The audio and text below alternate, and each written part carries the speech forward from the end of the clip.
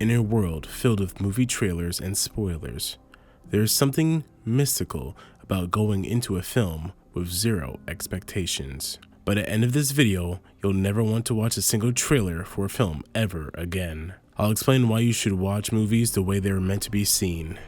Completely blind.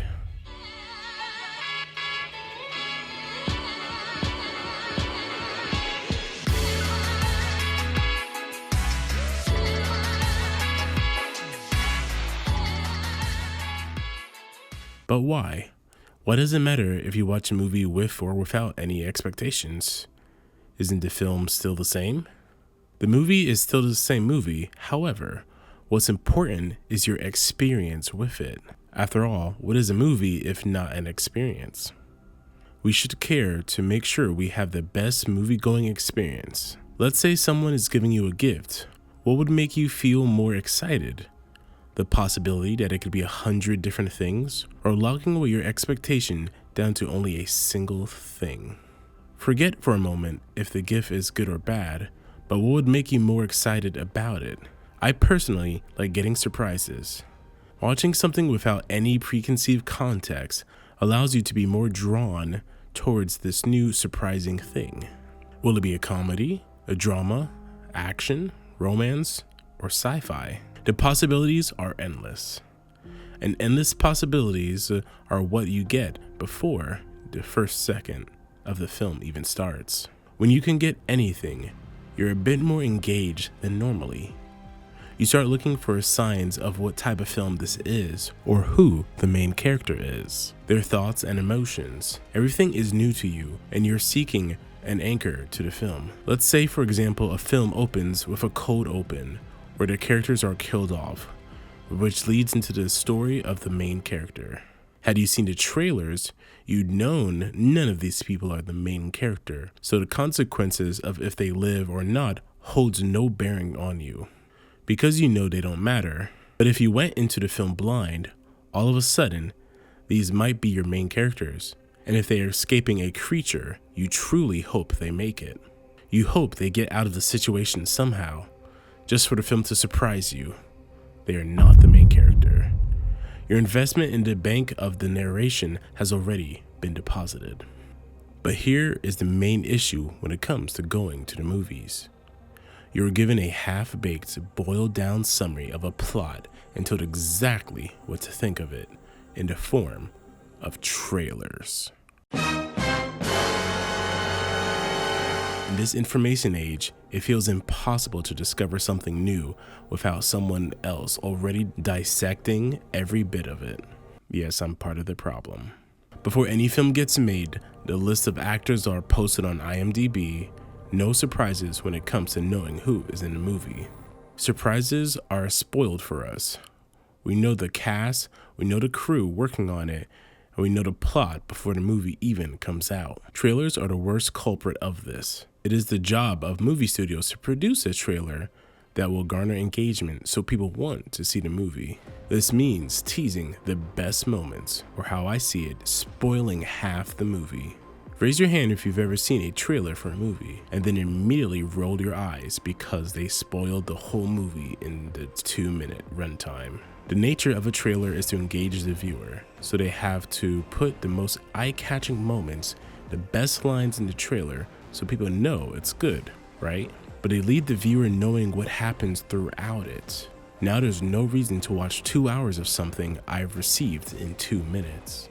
And of course, there are critics posting their reviews long before most people even get to see the film. Online chatter of everyone posting spoilers and their opinion of the movie, acting, characters, etc. It makes it hard to watch a movie and take it for what it is. Instead, we bring our expectations, the influences of who the director is, the actor's reputation, or even the studio's track record with us. It could be hard to avoid all this noise. How many people are rushing to see the next Sony film? Because of our expectations of their previous work, we know the level of quality we're going to be in for and don't give anything new a chance. Or look at Edgar Wright. His previous films had such an Edgar Wright vibe to them. I could write an entire script on him alone. But when you expect all of that going into Last Night in Soho, you feel put off because of the expectations you had going into it instead of a clean palette. But what if we could avoid all of that? What if we could sit down with a story and let it unfold without all that baggage? Going into a film blind allows you to be on a journey of discovery. No expectations, no preconceived notions, just pure narrative exploration, which feels good to discover something that is and feels brand new to you. If you had to watch a trailer and saw a scene or actor that you disliked, your brain would be on a defense mode. Same thing if there was an amazing scene that you would be waiting to see. You would be waiting for the whole movie, waiting for that one moment. And by the time it's over, you've already mentally checked out of the narrative. With zero expectations, it's a lot easier to see positive parts of a movie, even if you've ended up not liking the movie in the end. You're able to see the draws of it because of what did draw you in. And it's easier to pinpoint the flaws of it without mistaking the entire film as quote-unquote bad. For example, I watched Megalopolis blind, and it's what most would call a quote-unquote bad movie, at least to me. The focus of the film was not dialed in. The most interesting thing about the movie, the wonder material, wasn't the focus. The visual effects were not great, and the ending felt unnatural for the characters. A better change would be to have the film focus on this wonder material, where it came from and how it changes the main character. He should actually learn something, and his decisions should be based on that learning moment. However, I didn't hate my time watching it. I had zero expectations going in and was ready for whatever the director threw my way. Some things landed and most didn't. But how was I able to still enjoy my time? Knowing nothing about the movie allowed me to see the things I liked first, like the acting. The actors carried this film very well. The set and costume designs of some of the sets were like nothing I've seen before. The idea of this wonder material, the combination of Greek or Roman styles clashing with New York aesthetics, just felt right.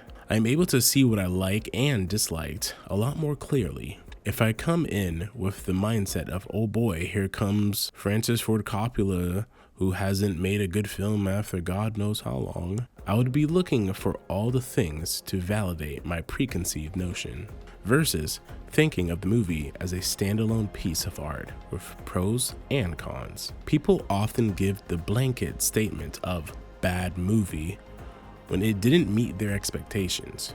The truth is, what makes a bad movie is often subjective. It's not always the film itself, but about what you wanted it to be. With no expectations of good or bad, you find what you did and didn't like in every film you watch. Then it becomes which one outweighs the other. There are many things that can add or subtract to a viewer's enjoyment. The story, the characters, the environment, the actors, the directing, the lighting, the cinematography, the music, the sound, the wardrobe, the sets, the period, and much more. You cannot like one or more aspects, but very, very rarely is every single aspect of a filmmaking process so off that everything can be labeled bad. Let's play devil's advocate. Some of you might be thinking, I already know what I like, and I see the aspects that I like in the trailer, which helps me pick which film I'll enjoy more. And that's a fair point. Context does matter. If you're a Western fan, you probably don't want to see aliens fighting your cowboys. If you're expecting a bloody gothic vampire movie only to be met with edgy teenagers with fangs, you'd be pretty disappointed. Knowing what to expect gives the viewer a sense of safety that they're getting exactly what they wanted. And maybe, just maybe, trailers aren't all bad. I mean, they give the viewer the push to go see a film, right? That's what they're meant to do. To grab people's attention so they want to watch a movie. And maybe knowing the cast and crew or studio behind the movie isn't bad either. If your favorite director is making a new movie, it's sure to pull you to the theater, right? Or if your favorite actor is in a movie, them being in it gives you a reason to watch it, no? Having no expectations is literally the best part of going in blind. Imagine knowing the twist of a certain film, before watching it. Out the window of safety, I say. I like to view movies on the edge, baby. Even if the movie isn't your normal cup of tea, you still end up enjoying bits and pieces of it and can still find enjoyment from that. Imagine knowing the twist of Shutter Island before watching it. Imagine never being surprised by a movie. That's a pretty sad existence to me. There is a spark knowing you're on the director's journey from beginning to end. You have to give them a level of trust, and if it pays off, your joy of discovering that movie is 10 times more satisfying than watching a trailer that spoils the whole thing, because your trust paid off. Imagine knowing nothing about the plot of a film or who is even in it. You watch the first 30 minutes and discover it's a fun murder mystery. You never really sat down for one, but you always wanted to watch one. Then you discover a few scenes in, the movie flips the genre on its head, not once, but twice. Those were my exact emotions as I watched Knives Out for the first time ever. Blind. I had no idea who was in it, or what it was even about. And to see them show who the killer really is in the beginning rather than the end blew my mind. Then seeing Chris Evans, a familiar face, grounded me even more to the film. It was like seeing a friend at a bar when you both didn't plan to meet up. I was going to end the video here, but I discovered something new while researching this topic. I say it's best to go in blind with zero expectations. Take all preconceived notions out of your mind and watch a movie with nothing clouding your judgment and with no influences. But if I'm being completely honest, I've lied to you. It's impossible to do what I've asked. I haven't even done what I've asked you, the viewer, to do. Let me explain. Since the moment you were born, you've been observing and engaging with the world around you. Every decision you've made, every decision you didn't take, has been influenced by the world around you. Whether you've done so intentionally or not, when you touch an open fire and realize it's hot, your brain remembers it was hot. And now you're more careful around open flames. When you didn't dress correctly for the weather, you dress correctly the next time because you want to make sure you're not freezing. Every experience we've ever had in life dictates our next actions, meaning it is impossible to have zero influence for a new experience. We are constantly taking in new data that shapes how we view the world around us. If someone detests war and violence goes to watch Inglourious Basterds, they're not going to see the movie for its strengths, but as a bloodbath of a film. If someone who has many fears watches a horror film, they will be influenced by their own past experiences of life to be able to watch the film with purely zero influence. But does that mean that's it? There is no way to truly watch a movie with zero influence? So what's the point? I say no, because I think our life influences are the best part of watching a movie. Our life influences are what makes the biggest moments in films work. The entire reason why Everything Everywhere All at Once was so impactful to me is because of everything that has happened in my life up until that moment I saw the movie. It made me realize I could find something special in a world that felt too much to bear, that I wouldn't have to bear it alone. I wouldn't want to live in a world where I can't feel emotions that powerful, and they were only powerful because of the influences of my life. Having the ability to connect to a piece of art in this way is why we enjoy movies, because they move us. So we might not be able to fully curb our influence, but our experiences are the most important part.